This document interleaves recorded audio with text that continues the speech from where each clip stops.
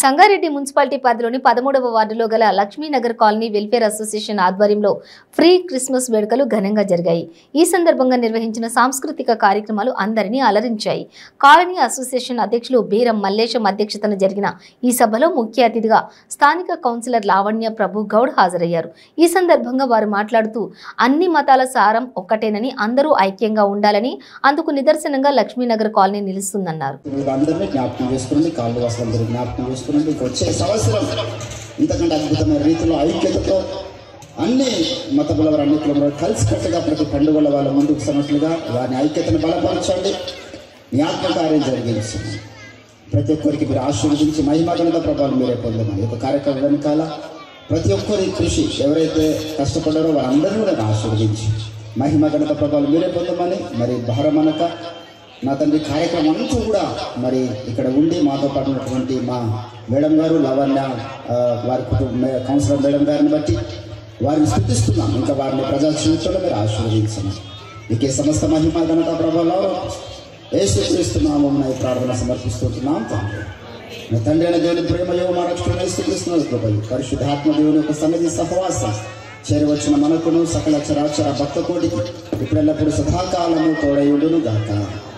Amen.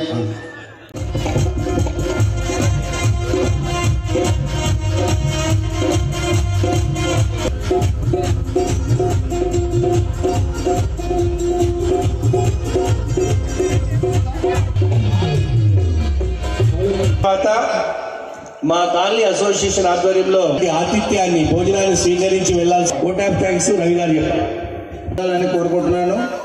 Thank you one and all. Good luck, happy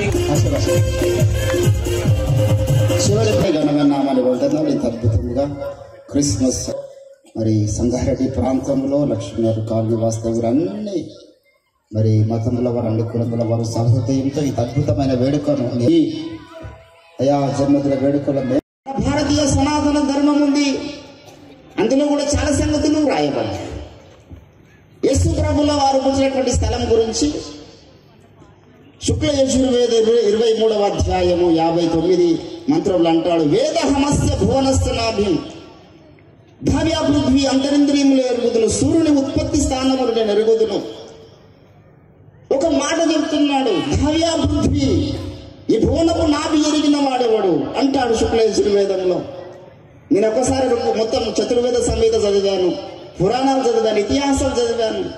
ఎందుకో తెలుసా, దేవుడి గురించి అక్కడే ఉంటుంది.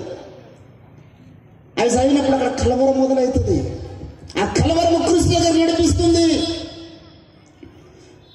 క్రీస్తు యొక్క జన్మదిన వేడుక రోజు మనం జరుపుకుంటున్నాం కదా, ఆయన ఎక్కడ పుడతాడో ఎప్పుడు పుడతాడో స్పష్టంగా మన దేశంలో పెద్దలు రాశారు, మన యొక్క మహర్షులు రాశారు. ఎవరు చెప్పాలి సంగతి? నేను ఐగుప్తు గురించి చెప్పిన సంగతి మీ జ్ఞానులు మీకు చెప్పవలను కదా. దేవుడు అంటున్నాడు చెప్పరు, ఎందుకంటే కలవరపరుస్తాయి. ఇట్లా ఎన్నో సంగతులు దేవుని పెట్టారు. బృహదారణ్య గోపనిషత్తులో యాజ్ఞవల్క్య మహర్షి ప్రార్థన చేస్తాడు. ఏమని తెలుసా?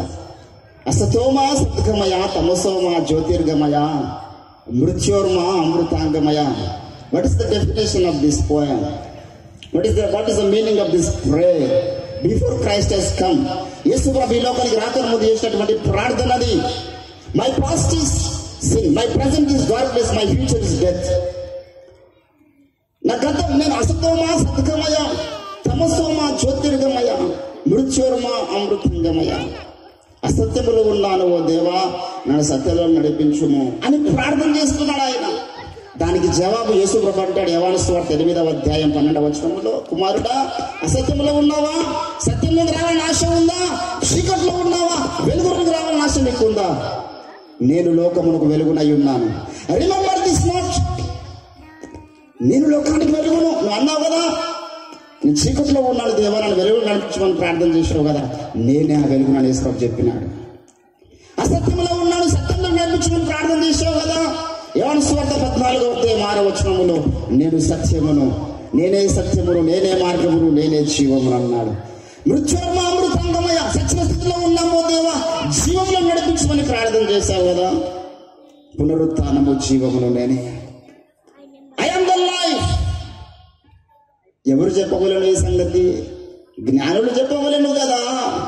ఎందుకండి ఈ సంగతుల వల్ల అవసరం ఏముంది? యేసు ప్రభువు జన్మ గురించి మాట్లాడుకుంటే అవసరం ఏముంది అంటే మానవ జాతికి ఉన్నటువంటి సమస్య